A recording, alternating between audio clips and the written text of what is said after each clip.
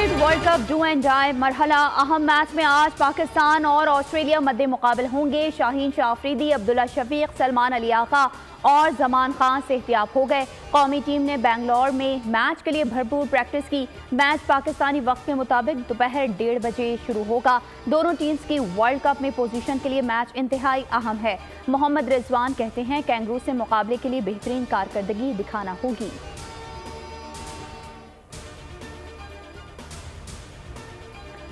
Cricket world cup Bharat نے بنگلہ دیش کو 7 وکٹوں سے ہرا دیا۔ پونے میں کھیلے گئے میچ میں پہلے بیٹنگ کرتے ہوئے بنگلہ دیش نے 8 وکٹوں پر 256 رنز بنائے تھے۔ بھارت نے 3 وکٹوں کے نقصان پر 43ویں اوور میں ہدف حاصل کر لیا۔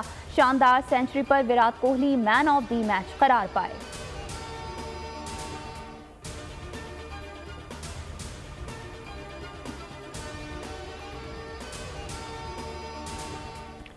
نواز شریف پاکستان سے ایک فلائٹ کی دوری پر وطن واپسی میں حائل قانونی رکاوٹیں دور۔ جدہ سے دبئی پہنچ گئے۔ آئندہ 2 روز کے لیے علی ڈار کی رہائش کو سیاسی مرکز بنا دیا گیا۔ مختلف شخصیات سے ملاقاتیں کریں گے۔ ہفتے کو خصوصی طیارے میں دبئی سے اسلام آباد اور پھر لاہور پہنچیں گے۔ مینار پاکستان پر جلسے سے خطاب میں سیاسی لائے عمل کا اعلان کریں گے۔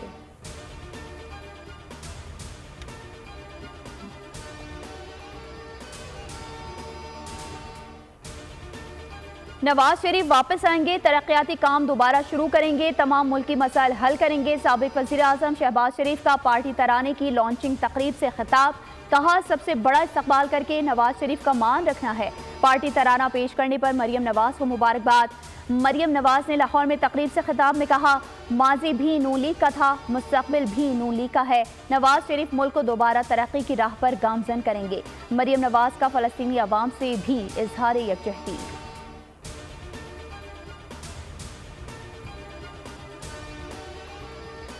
شمالی اور جنوبی وزیرستان میں سیکیورٹی فورسز کا آپریشن گھڑیوں میں جھڑپ، مطلوب دہشت گرد سرغنہ حضرت زمان اور خاورے سمیت 6 دہشت گرد جہانم واصل۔ پاک فوج کے 3 سپوت بھی وطن پر قربان۔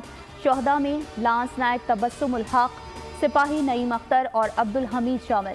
جنوبی وزیرستان میں آپریشن کے دوران سپاہی فرمان علی شہید ہو گئے۔ ISPR کے مطابق بہادر جوانوں کی قربانیاں ہمارے عزم کو مزید مضبوط کرتی ہیں۔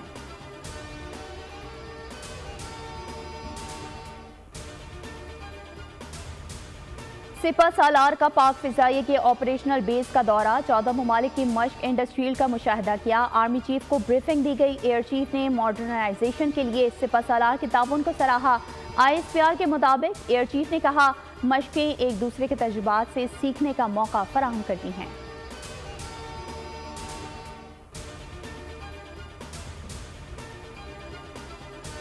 اسرائیل کی ڈھٹائی برقرار۔ القدس اسپتال پر بھی حملہ، 2 میزائل داغے گئے۔ وسطی غزہ میں 3 منزلہ عمارت تباہ۔ تازہ حملوں میں 7 فلسطینی شہید۔ 24 گھنٹوں میں 72 شہادتیں۔ شہداء کی تعداد 3800 تک جا پہنچی۔ 13,000 سے زائد زخمی۔ اقوام متحدہ کے مطابق غزہ میں 25% عمارتیں، 98,000 سے زائد رہائشی یونٹس تباہ ہو چکے۔ صحت کی سہولیات پر 59 حملے کیے گئے۔ 17 اسپتالوں، ایمبولینسز کو نشانہ بنایا گیا۔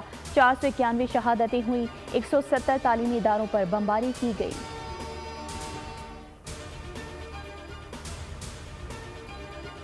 فلسطین میں اسرائیلی بربریت کے خلاف بحرین کے عوام بھی مشتعل۔ بحرین میں اسرائیلی سفارتخانے پر پیٹرول بموں سے حملہ۔ عمارت میں شعلے بھڑک اٹھے۔ پولیس کی بھاری نفری فوری طور پر اسرائیلی سفارتخانے پہنچ گئی۔ اسرائیل نے بحرین، مراکش اور اردن سے اپنے سفارتی عملے کو واپس بلا لیا۔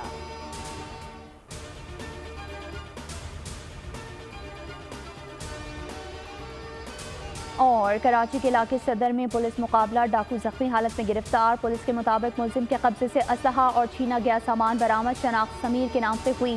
کرنگی میں بھی مقابلے کے بعد زخمی ڈاکو سمیت 2 ملزمان حسیب اور اسد پکڑے گئے۔